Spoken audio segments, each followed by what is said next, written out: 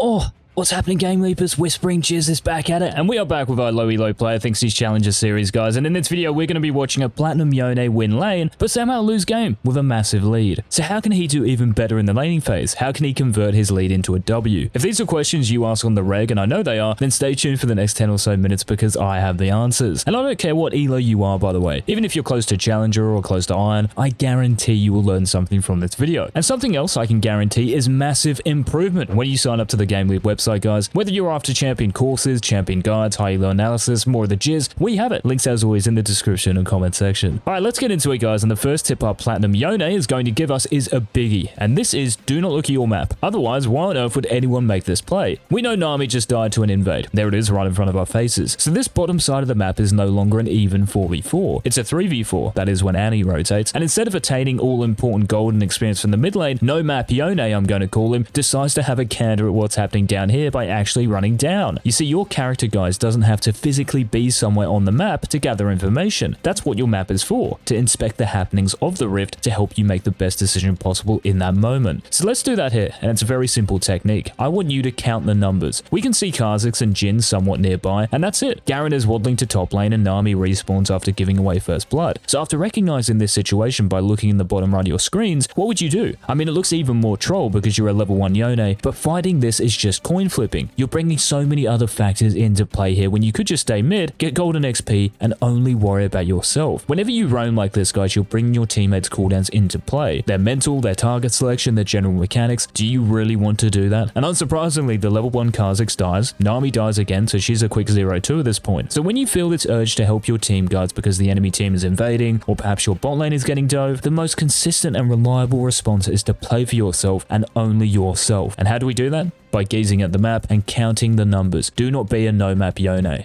Now, one thing he actually does very well is a fundamental mid lane concept that anyone in Challenger understands. Well, I hope so anyway. Playing away from the enemy jungler. And it might sound a little whack at first, but let me ask you, where is the enemy Viego jungler at the moment? Well, seeing as he just stole your jungler's red buff, we can 100% say he's bottom side of the map. And this has a direct influence on your lane, the enemy jungler's positioning. This determines your positioning in that lane. And I've done this a few times on our other videos, but just to clarify, if I draw a line through the middle of this lane, and this goes for top and bot lane as well, if the enemy jungler is on the south side of the map like Viego is here, we stay on the north side of the lane and vice versa. So no map YONE in terms of positioning, this is perfect. So yeah, congrats. How crazy is this, by the way? Both no map YONE and Annie are still level 1 when the first cannon wave arrives. They should be level 2 and hitting level 3 at this point, which goes to show how much value there is in playing for your lane and not your teammates. In the early game at least. Now speaking of this cannon wave and minion waves in general, no map YONE doesn't seem to have a plan. He auto attacks a minion here and there and queues to last hit a couple, and that's fine, but there's no real intent. I won't get into the hardcore technical stuff here, but he should shove this cannon wave. He has more minions and the lane is locked on Annie's side of the lane, and whenever you're in a situation like this, guys, there is a real danger of getting ganked or the enemy laner freezing off the subsequent wave. So you can't just play this wave as if it's like the level 1 wave where it's locked bang in the middle and it's in equilibrium, shall we call it? This is unbalanced, so we have to balance it out by shoving. But no map, for whatever reason, doesn't do this for 3 waves. So for that entire duration, he was playing this far up in the lane against an Annie who can easily CC him, and a Viego who can definitely gank off that CC. So I reckon you guys can see what's coming here. Yeah, death. So by not hard pushing his minions into Annie's tower, guys, and by lacking any real intent with how to go about playing the wave, no map YONE hits the deck. But he does kill Annie here, so it's not all bad, but she could have easily just flashed away, and I don't know why she doesn't. Maybe we'll analyze one of her games next. No flash Annie. And by the way, guys, keep in mind where Viego ran here. To his top side, right? Which means we position ourselves where? North or south? South, that's right. We are starting to 5-head, I can feel it. Now, someone who isn't 5-heading quite so much is no map, and this tip I'm about to give you is going to help you play your champion at a much higher level. So before we watch this, look in the bottom left. Yone's W is on cooldown, and he then decides to E towards the Annie and go for a mini trade. Now thankfully his whirlwind lands, and even if he did stall an auto attack, it seems like a worthy trade, but it's actually an inefficient way of trading. What if Annie dodges the whirlwind and throws her combo out? What if Annie dodges the whirlwind and Viego suddenly shows up? So what I'm saying here, guys, is that when you use your abilities as one, so you're comboing with all of them, that trade has the best possible chance of just being good for you. And on a champion like Yone in particular, having your W for these trades is crucial. Yes, the damage is nice and the extra mark you get for your E, but the shield is invaluable. It's going to block some of Annie's damage she throws at you during that trade, and it makes it impossible to lose. Even if NoMap missed his whirlwind here, but had his W ready and used it, he would still win it. The fact it was also on a 3-second-ish cooldown when he went in makes it a little more tilting. So in your games, guys, try to think how you can harmonize your skills. What ability do you lead with? Are you saving an ability during a trade? Are you using one ability to counter one of your opponent's abilities? Knowing the purpose of each one makes a massive difference and will for sure help you gain LP. Now, I'm glad I brought up the enemy Annie, guys, because this lane is going to be slow pushing into Viego when Annie gets back to the lane first and starts last hitting. And when I pause it here, it's actually the exact same situation but reversed. Annie has more minions but doesn't want to be playing around this position because she is further away from her tower and therefore there is a higher chance of dying. So she needs to show some intent and shove, but she doesn't, and NoMap Yone, whether he did it knowingly or not, in fact I know he didn't do it just by the way he's played this lane so far, actually goes about this in the right way, and this is my next tip. Lengthen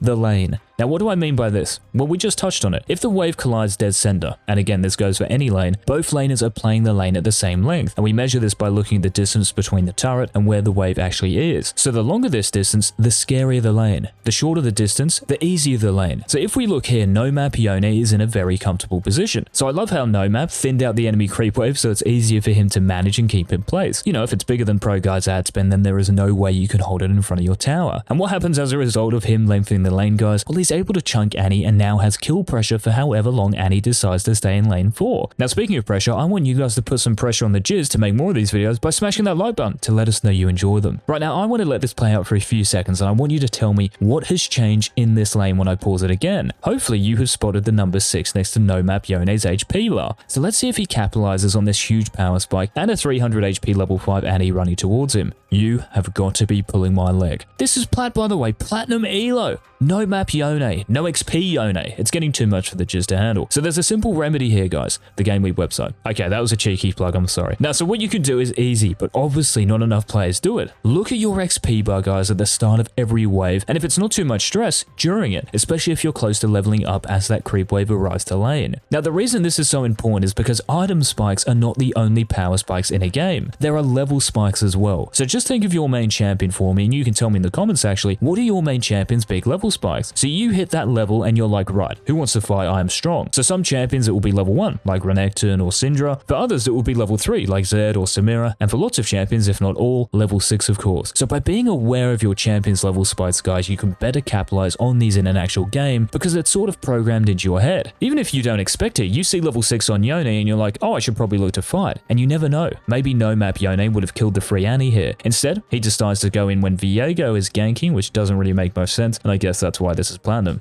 Now, can someone tell me why our friend NoMap goes in here and not when he hits level 6? Like, Viego isn't in the lane, bro. Why go in when the Annie is missing 400 more HP than you? Well, guys, maybe that's why he goes in. You see, there are multiple conditions in a lane that determine whether or not a trade or fight is good. You and your opponent's health is one of them. So NoMap Yone makes the right play here and goes in. Not too much to talk about mechanically here, just headbutt your keyboard and things will work out. So when you have a significant health advantage, guys, make use of it. And yeah, I don't know what Annie is doing, to be honest, but yeah, just make use of it. Now, what NoMap Yone does afterwards is excellent, and I bet you guys weren't expecting that. He's on a bit of a roll at the moment, isn't he? So if you were to get rid of this Annie, what would you do? Recall, roam, or shove the next wave? Well, if you went with the latter, you would be right in doing so. You see, after you get a kill, guys, you never really want it to be just a kill. You should want to extract the most you can out of that situation because someone on the enemy team died, making it easier to attain other resources on the map, which is why NoMap shoves to the next wave and then gets a turret plate on top of that. So instead of it just being 300 gold and XP, which is what it is most of the time, it's a heck of a lot more, and this is something high-level players do all the time. So next time you kill your opposite number, can you get a Drake out of it? More kills, more minions, a turret, an inhib, a Baron, in most cases, at least one of them. Now, NoMap Yone is making a return in this clip, guys, but before we get into the mistake committed here, his decision to actually move towards this fight is correct. How do we know? Well, by looking at the map and counting the numbers. There is Kha'Zix and Garen, and then on the other team you have Viego with Aatrox running down and an Infog Annie. But it's safe to assume she is over here seeing as she went missing after shoving the previous midwave, so in total this is an even 3v3, ability, and you are strong enough to make a play. Really important. It's not like you're level 1 anymore. But the problem here, guys, as I let this play out, is NoMap Yone's target selection. Because before he jumps onto the Annie, one member of the enemy team is isolated, and that is Viego. So as he moves down here, he should 2v1 the enemy Viego with the friendly Kha'Zix because he is on his own. Yes, in the big picture, this is a 3v3 on this side of the map, but in this particular situation, Annie nor Aatrox are close enough to fight with Viego. So NoMap and Kha'Zix have a small window to quickly take one enemy champion out of the fight, but he's so focused on the little red chick, he tunnel visions hard and trades a 1-for-1 with the weaker Annie. Never worth. So remember, guys, you are looking at your map and counting the numbers and then prioritizing isolated champions. It makes these skirmishes so much easier to win when you're coordinating your side to focus onto one enemy champion rather than 3 of them, because someone is bound to run it down in some way or another. Now, the rest of the game, guys, is a complete fiesta, as is every game. And as you watch Yone die for no reason a bunch of times, make sure to check out the GameLeap website so you avoid doing so in your games. Perfecting that laning micro and outer lane macro, that's what we teach you on a daily basis. So get signed up, links down below. So yeah, I'm going to show you one more game-changing clip here, guys, and honestly, this is the biggest mid to late game macro mistake I've seen after coaching hundreds of students from all elos. When NoMap runs out of base here, he postures towards the top side of the map, and this is good. Jhin is taking care of the mid wave, Garen is bot, so it's efficient if Yone covers the top lane. But for whatever reason, he deviates towards the mid lane, and he does this because he thinks